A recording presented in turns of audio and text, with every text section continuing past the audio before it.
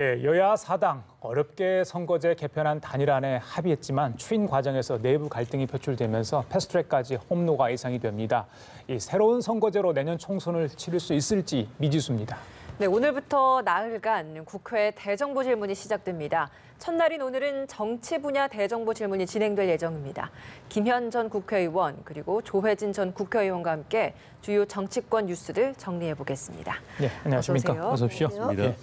자, 김 의원님, 지난 밤에 그렇죠? 그저께 밤에 어렵게 이제 합의안 초안을 마련했잖아요. 그래서 각 당이 이제 추인 작업을 하는데 내부 이견이 많은 것 같아요. 일단 합의안 초안 어렵게 만들었는데 민주당에서는 어떻게 봅니까? 이거 좀 빨리빨리 좀 진행되길 바라시는 거 아니겠습니까? 네, 아무래도 지금 최근에 우리 사회를 강타하고 있는 장자연 사건이나 아니면은 김학의 전 차관의 문제라든가 버닝썬 건을 놓고 보더라도 권력이 개입되어 있는 사건을 제대로 수사하려면은 공수처가 반드시 필요하다라는 점을 다시 한번 일깨워주는 계기인 것 같습니다. 근데 지금 정치권이 숙제를 제대로 안 하고 공수처나 검경 수사권 독립의 문제나 선거구제 개편 문제는 사실은 이미 처리가 됐어야 될 3개 법안입니다. 특히 유치원법까지 포함하면.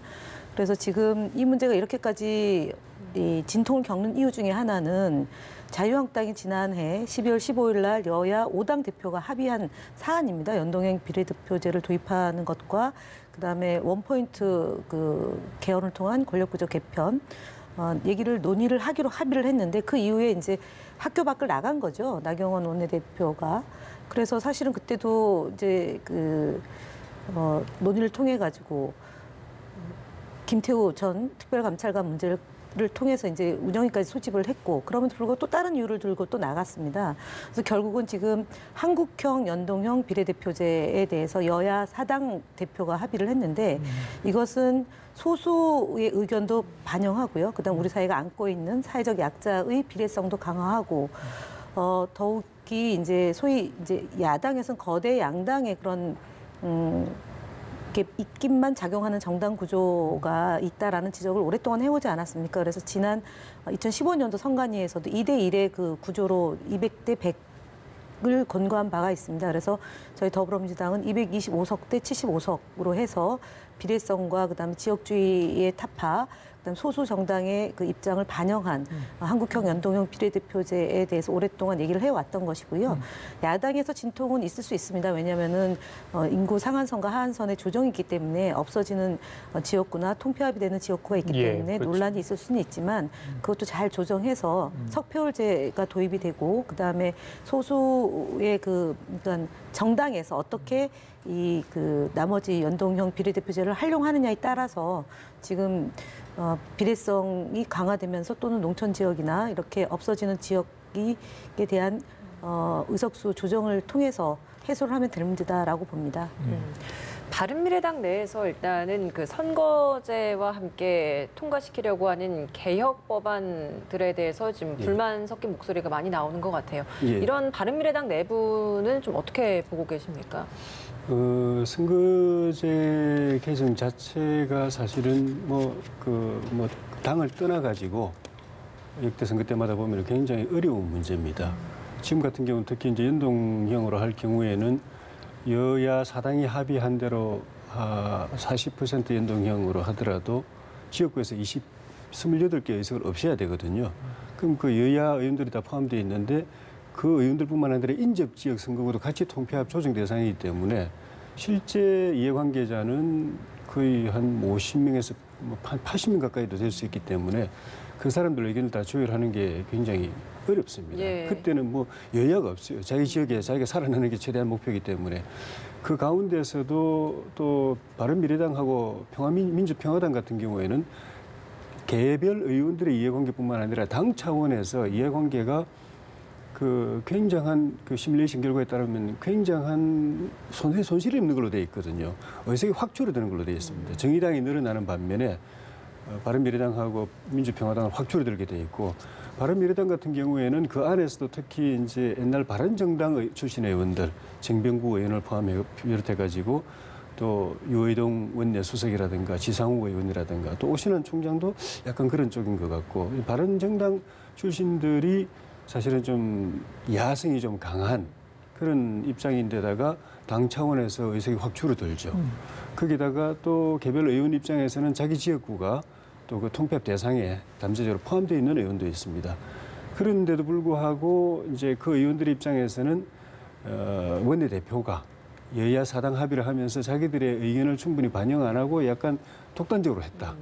이래가지고 원내대표를 바로 밑에서 보좌하고 있는 수석 원내대표, 원내부대표도 그냥 사표 내고 뭐 이런 상황이어가지고 김관영 원내대표도 당내에 그런 의견들을 많이 반영하려고 노력했지만은 하여튼 좀 더 노력하겠다고 그렇게 이야기할 수밖에 없을 정도로 예. 당 안에서의 조율이 쉽지 않고 그래서 여야 사당이 원칙적으로는 합의했지만은 바른미래당과 민주평화당의 그 내부의 반발을 잠재우는 것이 굉장히 쉽지 않은 과제로 또 올라왔습니다. 바른미래당 같은 경우에는 사실 손학규 대표가 직접 단식까지 하면서 예. 일궈내는 선거제 개혁안 아니겠습니까? 예. 그런데 바른미래당 내분으로 인해서 이렇게 만약에 불발되게 된다면 그 또한 참 모양새가 좀 우습게 될 것 같다는 생각도 들거든요. 그러니까 그 당시만 하더라도 지난 20대 총선의 그 득표율하고 그 정당 투표 수만 가지고 계산해 볼 때 그때 국민의당 아니었습니까? 그렇죠. 국민의당이 뭐 7, 80석인가 이렇게까지 나오는 걸로 돼 있었기 때문에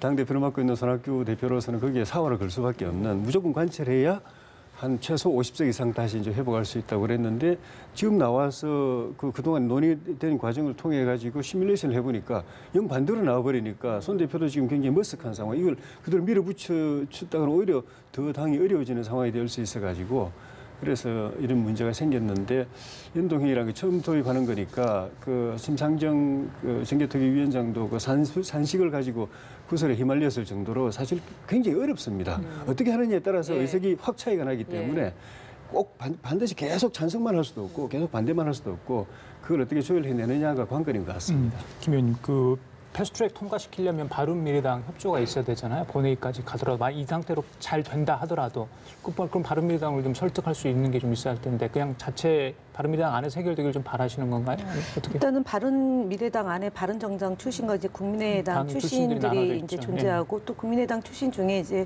그 호남 지역에 기반을 둔 의원들의 반발이 있다는 거잖아요. 선거법을 개정하고 그다음에 선거구제를 획정하는 과정에서 의원들의 반발은 감수를 해야 된다고 봅니다.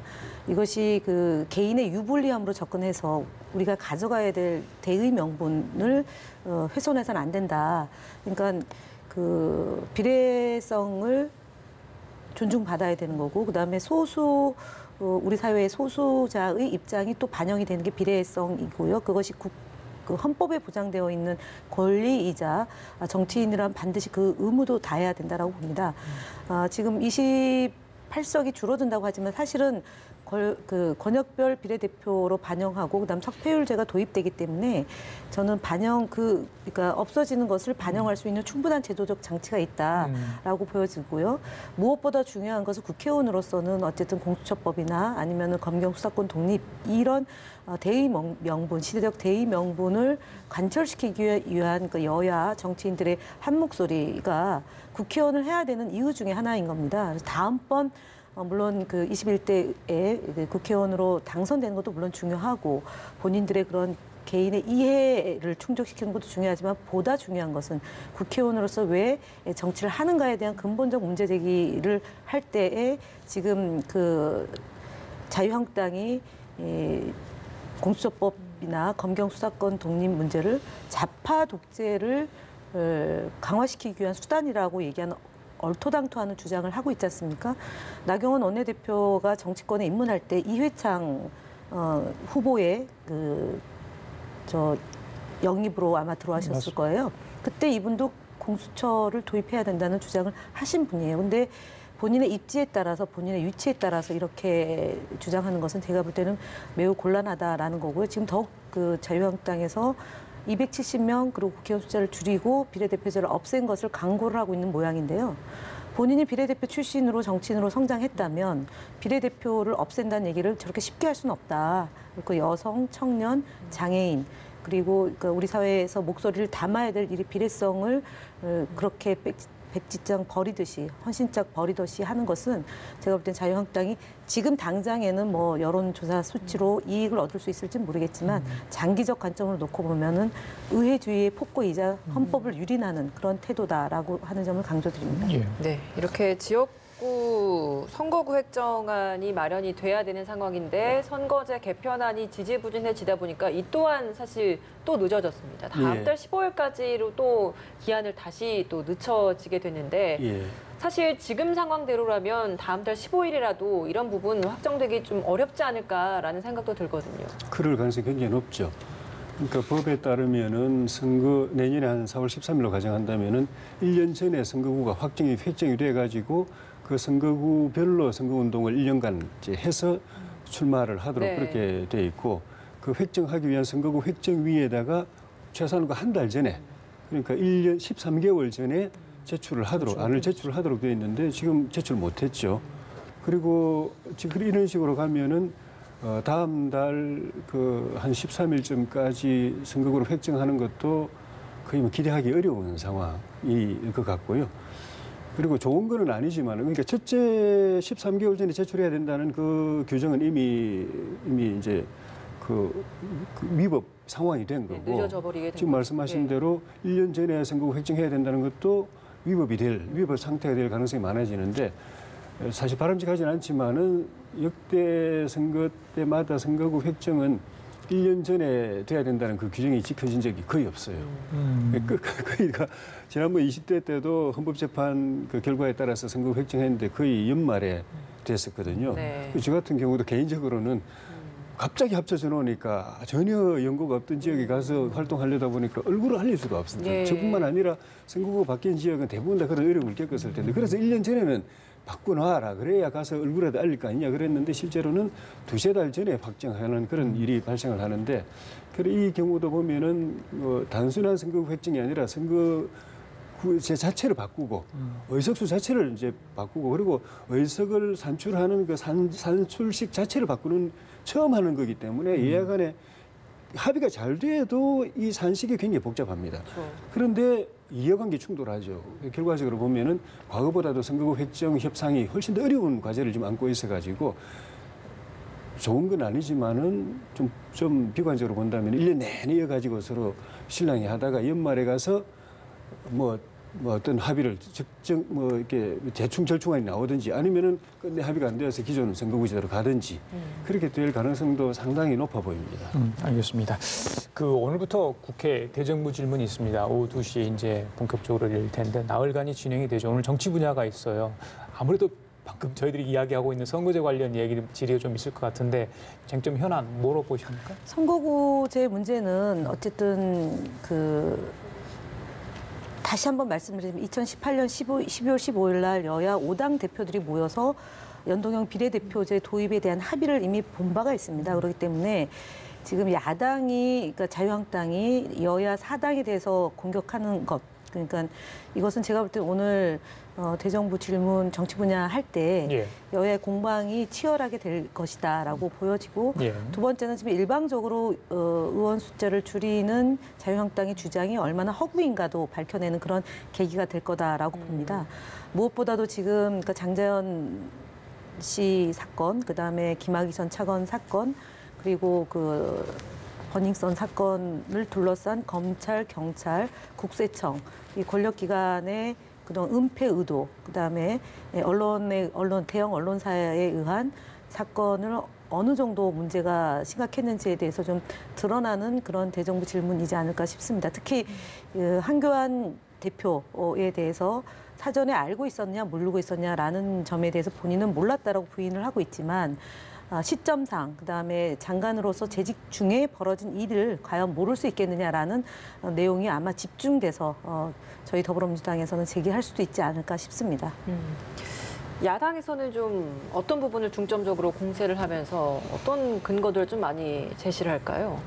분야는 네 분야로 나누어 있습니다. 정치 분야, 외교안보 통일 분야, 그렇죠. 경제 분야, 사회문화 교육 분야 나눠져 있지만은 통상 보면은 정치 분야는 국정 전반이라는 인식이 있어요. 그러니까 종합 분야라는 인식이 있기 때문에 경제, 뭐 외교, 통일, 안보, 사회, 문화, 교육까지 그 시기에 뜨거운 이슈를 그 정치 분야에서는 다 다룹니다. 그러니까 순수하게 정치적인 이슈만 본다면은 지금 말씀하신 선거제나 공수처나 또 수사권 조정 문제나 또는 또 야당 입장에서는 드루킹 재판이나 이런 걸 다루겠지만은 그거보다도 훨씬 더 최근의 일이고 또 뜨거운 이슈라고 할 수 있는 북한 핵 문제라든지 외교안보 통일 분야죠. 북한 핵 문제나 남북 관계 문제라든지 또 경제 문제, 경기 침체나 일자리 문제 이런 현안들을 많이 야당으로서 다룰 거고 특히 이제 인사청문회를 앞두고 대통령 인사가 있었는데 예. 인사청문회 대상들에 대한 여러 가지 또 의혹들이나 이런 것들이 이제 쏟아져 나오고 있기 때문에 이거는 반드시 아마 청문회를 앞두고 사전 청문회 비슷하게 아마 정치 분야에서 다루고 또 해당 분야의 장관인 경우에는 통일부 장관 같은 경우는 뭐 외교안보 통일 분야, 대정부 분야도 다루고 그런 식으로 그 분야별 대정부 질문 때도 인사 문제는 꼭 야당으로서는 짚고 넘어가지 않을까, 이슈화를 시도하지 않을까 싶습니다. 예, 뭐 자연스럽게 인사청문회 말씀을 해주셨는데 저기 김 의원님, 민주당 내에서 7명 장관 후보자 중에 정말 걱정하는 분이 있으세요? 근데 아직까지 발견하지 못했습니다. 아, 그래요? 네, 지금 언론에 제기된 여러 의혹들이 있는데 네. 정말 없다고 지금 이렇게 하시는 거죠? 일단은 청문회 배제 요인으로 작용하는 7가지 사안에 해당되는 분은 지금은 없는 것이고요. 다소 이제 그 공직 재직 시절에 그 이제 뭐 부동산을 투자냐 투기냐 이제 이런 문제일 수 있는데 그것이 불법적이냐 아니냐의 문제도 봐야 될 것 같고요. 또 편법이냐 아니냐인 건데 그것은 이제 도덕성에 대한 검증인 것이고요. 전문적인 식견과 그다음에 장관으로서의 자질이 있느냐의 여부도 함께 놓고 봐야 될 것 같습니다. 저도 이제 19대 때 국회의원을 하면서 인사청문회를 여러 차례 했지만 정말 도저히 안 되겠다라는 분들을 빼고는 과거 시절에 예를 들어서 글로 기고해서 문제가 됐던 것에 대해서는 본인이 인사청문회 과정에서 어떤 태도를 임하느냐에 따라서 잘못된 것은 잘못된 거고 사과를 하고 그 이후에 장관으로서 충분하게 장관직을 수행할 수 있는 자질이 있다 그러면 그것은 좀 현재에서 미래로 가는 방식의 인사청문회를 진행했던 기억이 있습니다. 그래서 지금 언론 일각과 그다음에 자유한국당 일부 그다음에 야당 일부에서 제기되고 있는 검증과 관련된 그 청문회 절차가 이제 진행이 될 텐데 예. 좀 지켜봐야 될 것 같습니다. 그래서 과도하게 그 이제 부동산이 있다는 것만으로 죄악시되는 것은 제가 볼 때 좀 그 과도하다라고 보고요. 그 과정을 좀 잘 면밀히 따져봐야 되지 않을까 싶습니다. 부동산 문제는 최정호 국토부 장관 후보자를 말씀하셨고 한국당 내에서는 지금 이제 김현철 통일부 장관 후보자를 타겟으로 하고 있는 것 같아요. 문재인 대통령에 대한 옛날 군복쇼 발언이랄지 그리고 대북관이랄지 동맹관이 조금 장관으로서 좀 맞지 않는 거 아니냐 이런 이야기가 계속 나오고 있거든요. 그 부분은 어떻게 보십니까? 저는 이제 제가 그것을 보면서 남재준 전 국정원장 인사청문회 때 상황이 좀 떠오르는데 예. 사실은 그분이 반공 강연을 많이 하고 다녔어요. 그러니까 군을 그만두고 나서 그러니까 박근혜 후보의 특보로 활동을 했었습니다. 2012년도에 그랬고 2016년도 그러니까 대선 때 그랬는데 그 중간 기간에 보면 안보 특강을 많이 하러 다녔어요. 예. 그때 보면 5.18의 문제나 아니면 전교조에 대한 문제나 이런 얘기를 굉장히 가도하게 그 색깔론과 전국몰이를 했기 때문에 국정원장으로서 과연 자질이 있느냐, 국정원이 정치의 중립의 의무가 있다. 그것을 지킬 수 있느냐 문제를 굉장히 깊게 따졌습니다. 그럼에도 불구하고 그분이 보고서를 채택했고 그리고 그 국정원장이 됐습니다. 그러니까 결과적으로 제가 말씀드리고자 하는 것은 과거에 학술지에 기고를 했다거나 아니면 SNS상에서 발언했던 부분이 가도할 수 있습니다. 그것이 본인의 그때 당시에 어떤 상황인지도 좀 봐야 되겠고 그것이 장관 직무의 결정적 하자가 되느냐 아니냐의 문제를 깊이 천착해야 되는 문제다. 그래서 사과하고 유감 표시를 하고 장관 직분에 통일부 장관의 직분에 전문성이 있느냐 문제까지도 같이 놓고 봐야 될 문제다라는 점을 강조드리겠습니다. 예.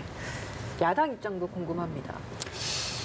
지금 한국당에서는 일부 그 장관 후보자에 대해서 내정 철회까지 요구하고 있고 또 여당 안에서도 이 자질에 좀 문제가 있는 거 아니냐 또는 교상 좀 부담스럽다. 되고 나서도 정치적으로 부담이 계속 이어질 수가 있다. 이런 말이 나올 정도라서 통상적으로는 한 2명, 최소 2명 이상은 이게 아마 문제가 될 것 같다 하는 생각이 드는데,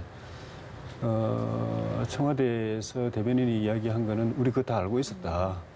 알고 있었다라는 이야기를 보고는, 야, 이거 뭐 청문회에서 제기된 의혹들이 다 확인이 돼도 그냥 청와대에서는 임명을 강행하지 않겠는가 하는 그 전에 이제 청문회하고 보고서 채택이 안 된 경우도 그 임명하고 또 조혜주 중앙선관위 상임위원 같은 경우에는 청문회 자체도 못 했는데도 그냥 임명하고 했는데 청와대에서 발표한 대로 이미 다 알고서 임명 내정했다고 하는 게 사실이라면은 지금 제기된 여러 가지 의혹들이 청문회에서 다시 확인이 되더라도 청와대에서는 그대로 임명할 가능성이 높아 보이고 이렇게 되면은 여야 간에 뭐 청문회 무용론은 전부터 나왔던 거지만은 이 굉장히 좀 갈등이 더 좀 심화될 가능성이 있어 보입니다. 어제 김의겸 대변인이 했던 그 브리핑 중에 청와대가 이미 민정수석실에서 후보들의 의혹들 다 체크돼 있다. 예. 그러니까 이 정도는 문제 없이 통과될 것으로 청와대 쪽에서 보고 있다. 그렇게 예. 보면 되겠습니까? 어떻게 좀 해석을 할 수 그렇게 있겠습니까? 할 것 같은 생각이 들어요. 물론 이제 그 언론을 통해서나 여러 가지 제보를 통해서 나오고 있는 의혹들을 청와대에서 꼼꼼하게 다 확인했는지는 사실 좀 의심스러운 부분도 있지만은 어쨌든 기존에 나와 있는 보도만 가지고 본다면 청와대도 이미 다 봤을 텐데 보고도 우리도 알고 있었던 사실이다라고 이야기하는데 결국은 국민들의 생각, 눈높이가 지금 제기되고 있는 의혹들에 대해서 국민들도 그 정도면 뭐 문제 없겠다 이렇게 생각한다면은 청와대 해명에 대해서 큰 정치적 부담이 없겠지만은 국민들이 뭐야 이거 어떻게 저런 사람 장관시키냐 우리는 그 내로남불 아니냐 우리한테는 특히 부동산 문제 같은 경우 이렇게까지 해놓고는 자기는 저렇게 하고 근데 그 문제 없다고 그러고 그런 만약 여론이 그런 식으로 돌아간다면은 그런 상황에서 임명을 강행한다 그러면은 낙마가 안 됐다는데 위안을 찾을 수는 있을지 모르겠지만은 대통령 안 그래도 지지율이 떨어지고 있는 상황에서는 정치적 부담을 그건 각오를 해야 될 겁니다. 네. 알겠습니다. 문재인 대통령이 어제 장자연 리스트 그리고 김학의 전 법무부 차관 성접대 의혹 여기에 버닝썬 사태 부분까지 총체적으로 장관들로부터 철저한 의혹을 규명하라라고 특별 지시를 내렸습니다. 이 부분을 두고 일단은 또 정치적인 의미를 또 두고 해석을 하는 시각도 있더라고요. 어떻게 보십니까? 제가 오기 전에 헌법을 다시 한번 들여다봤습니다. 대통령께서 취임 선서를 할 때 예. 나는 헌법을 준수하고 국가를 보위하며 조국의 평화적 통일과 국민의 자유와 복리의 증진 및 민족 문화의 창달에 노력하며 대통령으로서의 직책을 성실히 수행할 것을 국민 앞에 엄숙히 선서한다. 고 되어 있는데 헌법을 준수한다라는 것은 네. 각각의 국민의 인권을 보장한다라는 헌법 조항이 있고 그것을 준수해야 되는 게 대통령의 임무입니다. 그렇기 때문에 지금 어저께 대통령께서 장자연 리스트하고 김학의 전 차관의 별장 성폭행 사건, 버닝썬 사건이 국가 권력기관이 개입되어 있는 사건이라고 볼 수 있기 때문에 그것이 은폐되거나 누구를 두둔하거나 또 누구를 보호하는 목적으로 또 다른 희생과 또 다른 사람의 인권이 보장되지 못한다면 대통령으로서의 직무를 제대로 안 하는 것이 됩니다. 그래서 대통령이 어저께 말씀하신 것은 많은 국민들에게 유안이 됐고 특히 이 문제를 10년 가까이 제대로 수사를 해줄 것을 요청했던 그 친구, 지인 한 분은 재판정 나와서 울먹이면서 한 말이 국민들에게 굉장히 설득력을 주었던 것 같습니다. 그렇기 때문에 저는 이 세 가지 사건이 결국은 여성의 인권을 학대하고 또 성을 도구화했던 우리 사회의 아주 감춰지고 은밀한 대목이 이 백일화에 드러나서 다시는 이런 일이 없도록 하는 그런 계기가 되었으면 하는 바람이고요.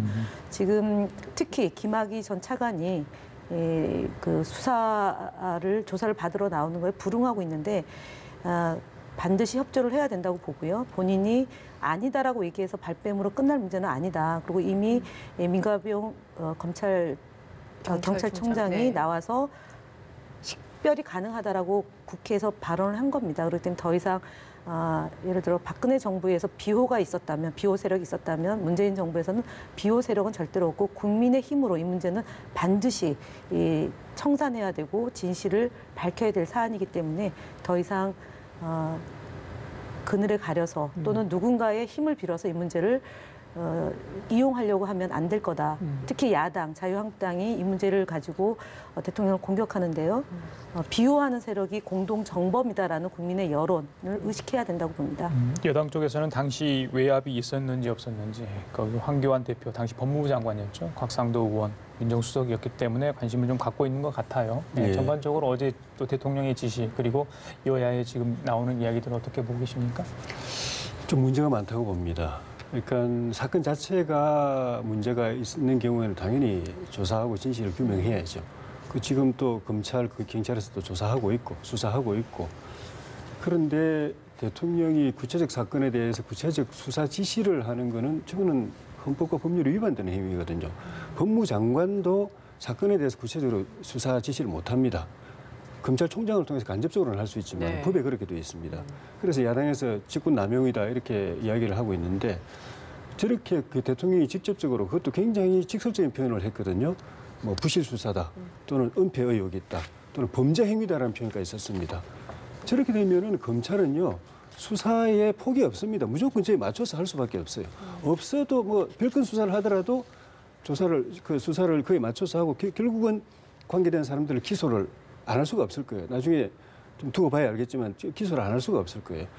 기소를 하게 되면은 이제 여당이나 청와대에서는 바로 기소할 수 있는 사건인데 재판에 회부해야 될 사건인데 지난 정부 때 덮었다 이렇게 말하면서 또 이쪽을 공격하게 됐거든요. 그러니까 야당은 적폐몰이로 다시 이제 인기를 회복하려고 하면서 동시에 또 황교안 대표를 겨냥했다 이런 말을 하는 게 와 경찰이 조사해가지고 기소하지 않았냐. 근데 왜 그 당시 그 황교안 법무장관 할 때는 기소 안 했냐. 은폐한 거 아니냐. 이런 식으로 공격할 거라고 야당에서는 이미 짐작을 하고 있는 거죠.